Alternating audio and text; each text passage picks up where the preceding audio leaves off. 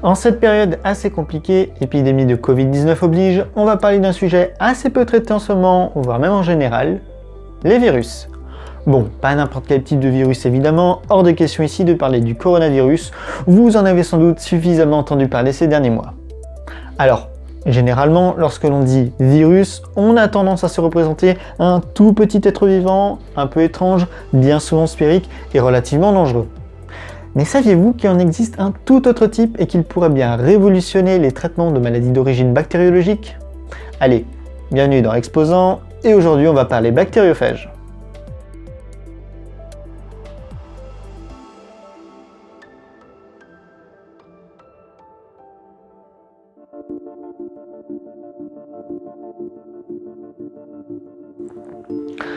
Avant d'aller plus loin, qu'est-ce qu'un bactériophage?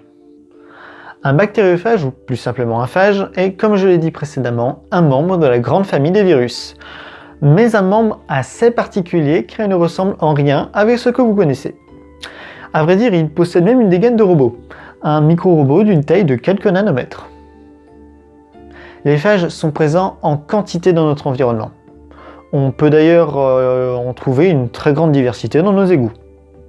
Même s'ils ont l'air d'origine humaine, ils sont en réalité présents à l'état naturel dans notre environnement depuis plusieurs millions d'années, largement avant notre espèce et puis plus simplement bien avant l'apparition de formes de vie complexes. Si on s'intéresse à leur constitution, on peut observer qu'ils se composent en plusieurs parties distinctes. La capside, la tête de notre phage, composée de 20 polyèdres et qui contient tout son matériel génétique. Ensuite vient la queue, ou gaine contractile, un long tube souple qui permet de conduire l'ADN du phage vers l'extérieur. Enfin, tout en bas se trouve la plaque basale qui permet au virus de percer la membrane plasmique de sa victime pour lui injecter son matériel génétique. Et pour finir, les fibres caudales pour qu'il puisse s'accrocher à son hôte, des harpons en quelque sorte. Bon, je résume. On trouve dans nos égouts une quantité non négligeable de virus, dont différentes espèces. Elles ont la forme de robots, avec un long corps et de longues pattes, rien à voir ici avec l'apparence d'un virus ou d'une cellule classique. Ils ont survécu des millions, voire des milliards d'années, et sont donc fortement adaptés à leur environnement. C'est pas rassurant tout ça.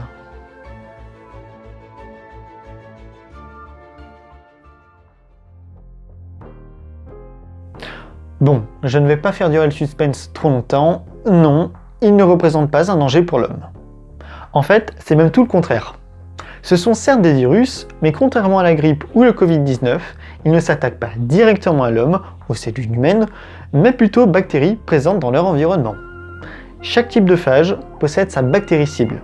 Les bactériophages sont en quelque sorte les prédateurs naturels des bactéries, une vraie histoire d'amour qui dure depuis plusieurs millions d'années.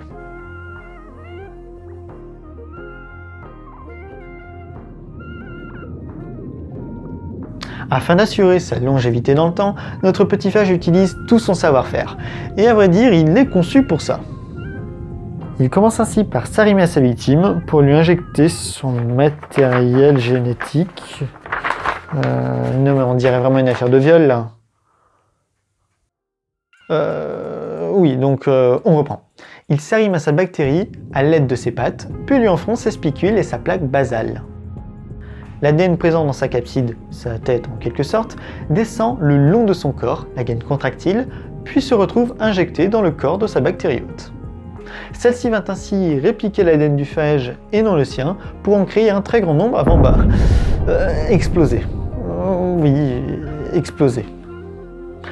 La bactérie hôte est ainsi détruite, tout comme le bactériophage père, et il en résulte plein de petits phages nouvellement créés qui vont à leur tour trouver d'autres victimes, bactéries, et les infecter à leur tour. Et c'est comme ça depuis des millions d'années.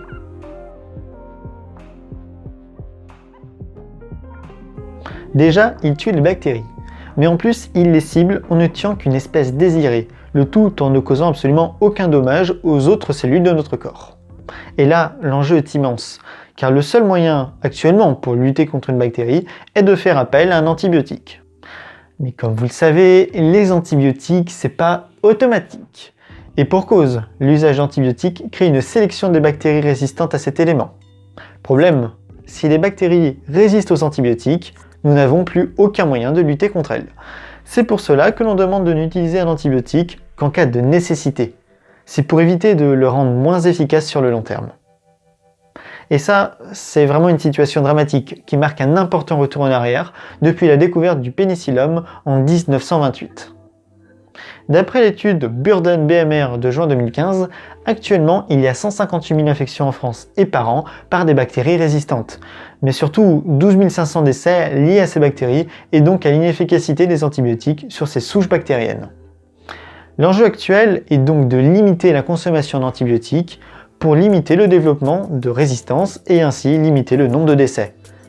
Mais de la même manière, une baisse de la consommation d'antibiotiques permettrait de réduire les coûts liés à la surconsommation d'antibiotiques et les hospitalisations pour infections à bactéries multirésistantes.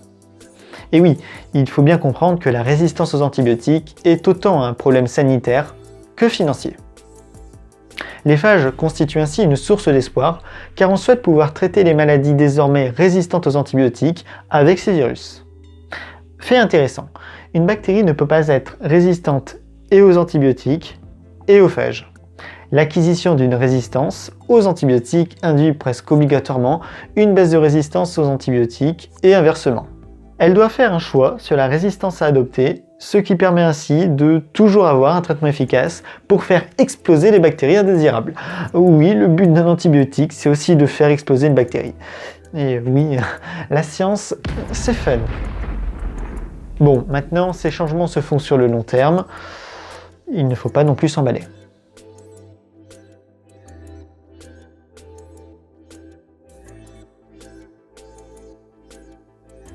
Bon, les promesses sont vraiment incroyables, c'est super encourageant pour l'avenir, mais pourquoi personne n'en parle? Déjà, l'utilisation des phages n'est pas quelque chose de nouveau en soi. Ils sont utilisés depuis plusieurs dizaines d'années, et notamment dans les pays de l'Est.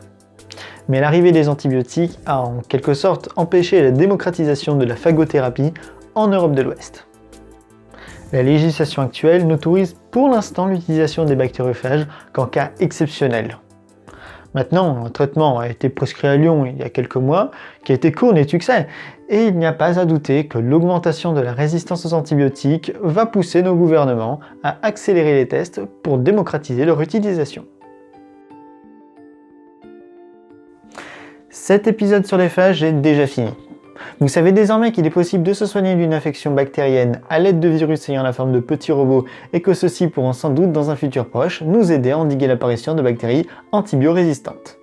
Sur ce, je vous remercie d'être resté jusqu'au bout, n'hésitez pas à liker, partager et à vous abonner, et surtout n'oubliez pas d'élever et multiplier vos connaissances. Allez, à bientôt dans un prochain numéro d'Exposant.